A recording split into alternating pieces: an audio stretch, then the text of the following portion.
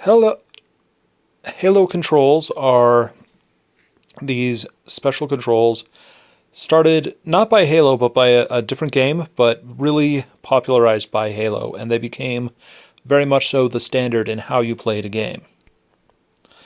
The controller, man, my Xbox controller is dusty. Sorry, I just haven't been playing any of the classics lately.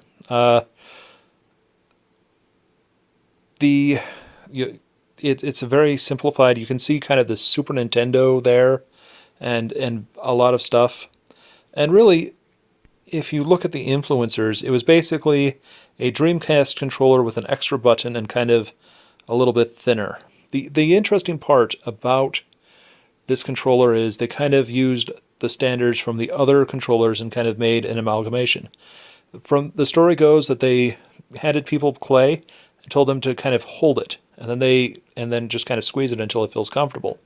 And then they kind of carved around that comfort and created the controller that way. Truth be told, I have big hands, so the original Xbox One or Xbox original controller is very, very nice. Oh, I don't have to stretch, I don't have to, crimp. Everything is right there on my hand. It's nice. But it was too big for everyone, so they had to shorten it down. There were major influencers, the position of the keys, that's the Super Nintendo controller. The placement of the thumbsticks, that's very much so the PlayStation controller.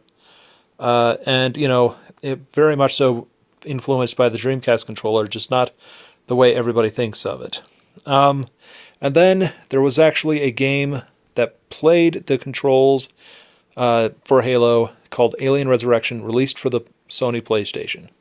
And this is going to sound really weird, but the Sony PlayStation games were not very good 3D games because nothing was designed to really adapt to it.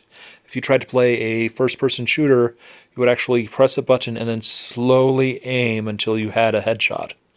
And I actually liked those games. The Medal of Honor games were just great. There were most of the three-dimensional games, you had to quickly press a button, and it was difficult to move the camera around. Oddly enough, the N64 controller had something kind of prepped for it, but they didn't have the little thumbstick moving the camera. They had specific buttons for that, the yellow buttons. And I don't know why nobody thought of it. It's almost insane to think about. Even when you did GoldenEye 007 and games like that, it wasn't perfect that way.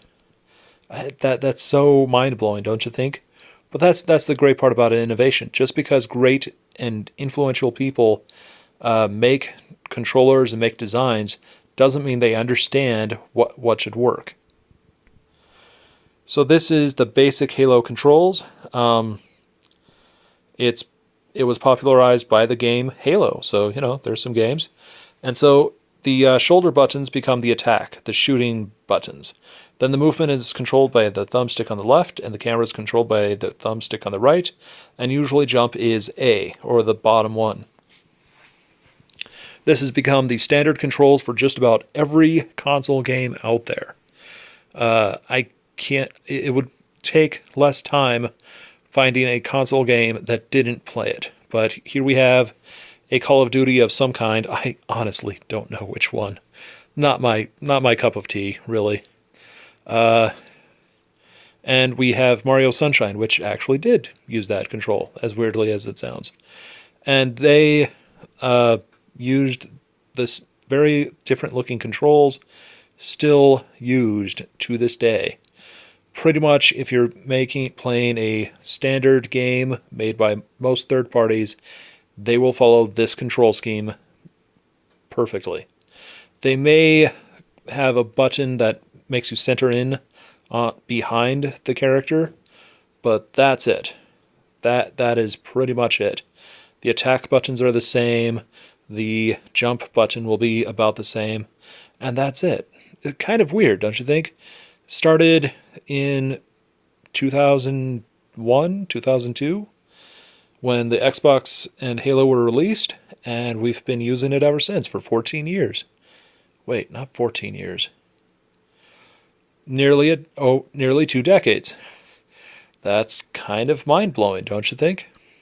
Anyway, it has basically influenced how we play games even to today. It is the go-to controls for any FPS, any first-person shooter, but also any third-person game or any game that you want to control a character in pretty much any 3D game.